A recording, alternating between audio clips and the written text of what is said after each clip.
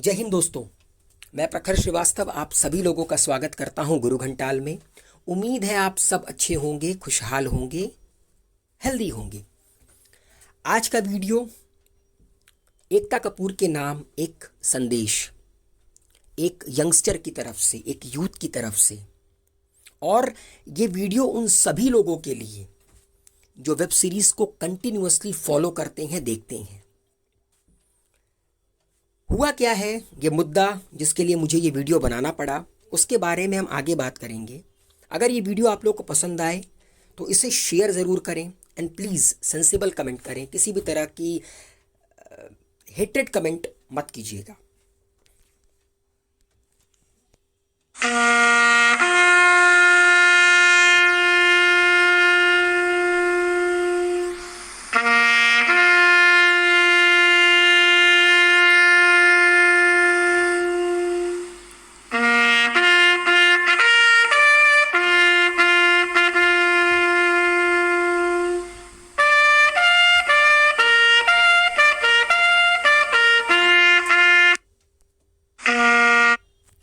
What is olive green?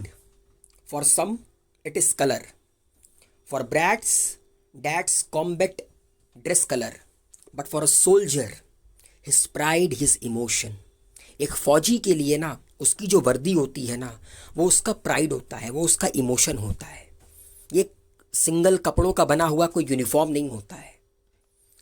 असल में हुआ दोस्तों ये कि कल रात हिंदुस्तानी भाऊ ने एकता कपूर के खिलाफ एक एफआईआर दर्ज कराई है, क्योंकि एकता कपूर की रिसेंटली एक नई वेब सीरीज़ आई है एएलटी बालाजी पे, जो कि एक ओटीटी प्लेटफॉर्म है। बहुत सारे लोग आप उससे फेमिलियर होंगे। और उसमें एक लेटेस्ट वेब सीरीज़ में एक इंटीमेट सीन दर्शाया गया है, जिसमें कहीं ना कहीं इंडियन आर्मी की ड्रेस को डिफेम किया गया है। स्क्रीन पर आप लोगों को वो सीन नज़र आ रहा होगा, जिसमें आप साफ तौर पे देख सकते हैं कि इंडियन आर्मी ऑफिसर की ड्रेस है, कर्नल की ड्रेस है। इंसिग्निया से आप पहचान सकते हैं, जिसमें कि स्टार लगा हुआ है, नेशनल एम्बलम लगा हुआ है।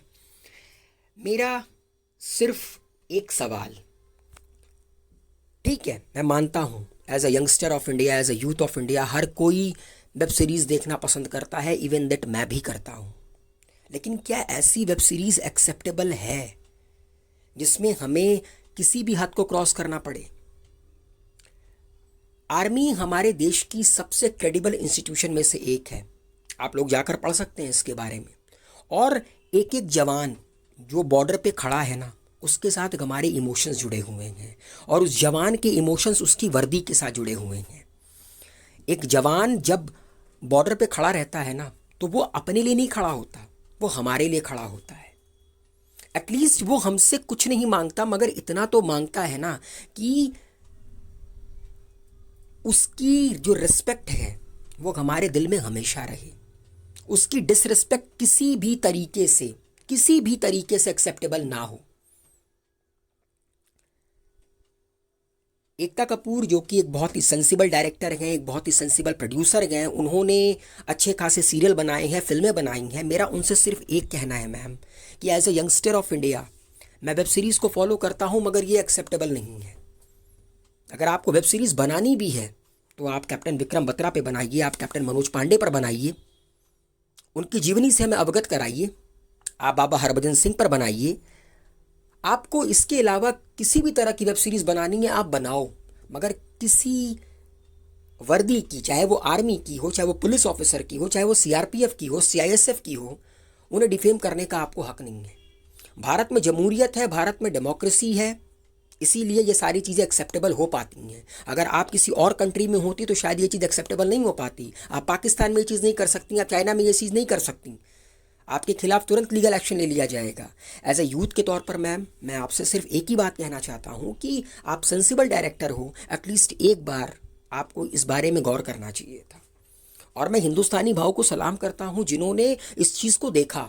वैसे ये चीज़ बहुत सारे लोगों ने वेब सीरीज़ में देख रखी होगी, मगर एज एन इंडियन के तौर पर जो कहते हैं ना रिस्पेक्ट होती है, आज वो हिंदुस्तानी भाव के लिए और बढ़ गई।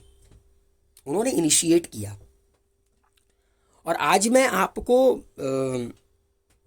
कुछ चीज़ें दिखाना चाहता हूँ, जिसमें एक में मैं आपको दिखाऊंगा कि किस तरह एक बार्बर है, उसने सिर्फ और सिर्फ 15,000 रुपए की चांदी की उस तरह बनवा रखा है उनके लिए। जितने भी मिलिट्री ऑफिसर हैं, जितने भी आपके आर्म फोर्सेस के लोग उनके यहाँ पर आते हैं दाढ़ी बनवाने के लिए, शेविंग करवाने के लिए, वो उस 15,000 के उस तरह से उनकी शेविंग करते हैं फ्री में, क्योंकि उनका कहने का मतलब है कि इन्होंने हमसे कभी कुछ नहीं मांगा, बॉर्डर पे खड़े रहे, गोली झेलते हैं सीने पर, इनके लिए इतना तो बनता है। और जाते जाते मैम, हम सभी, आप सभी के लिए, मेरे आइडल मेजर गौरव आर्या का एक मैसेज, एक सोल्जर का मैसेज हम सब के लिए।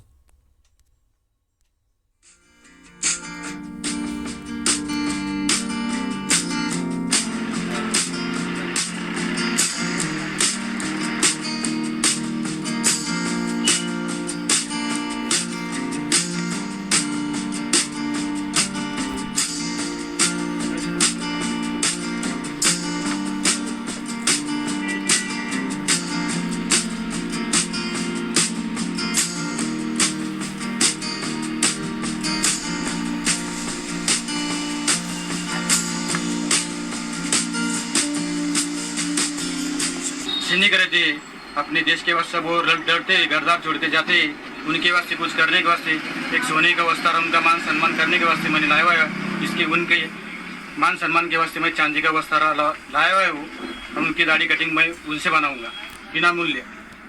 मेरे पास से जितना होता उतना मैं करता।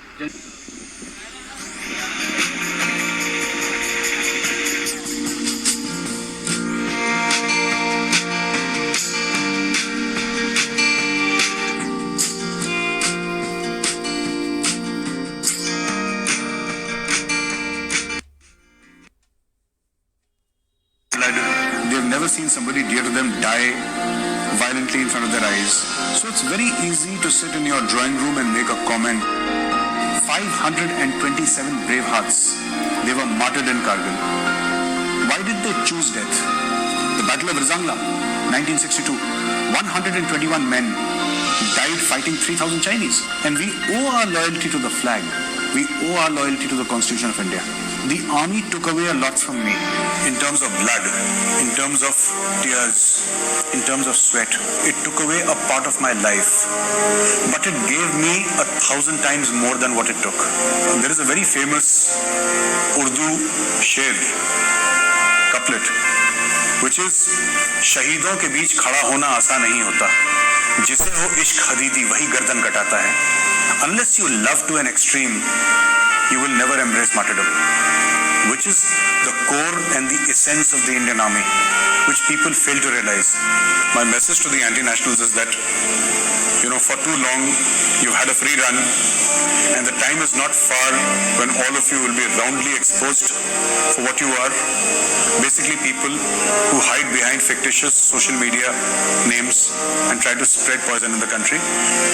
My message to patriots is that all of us must join hands. It's our country, and it is our responsibility, not just the responsibility of the Indian Armed Forces, but our collective responsibility to defend our nation against all enemies, foreign and domestic. A soldier does not expect much, but as Indians, the only thing that a soldier would expect from his fellow countrymen is to be Indians worth fighting for. He's sacrificing his life for us. Let us, by our everyday action, make that sacrifice worthwhile. Jai.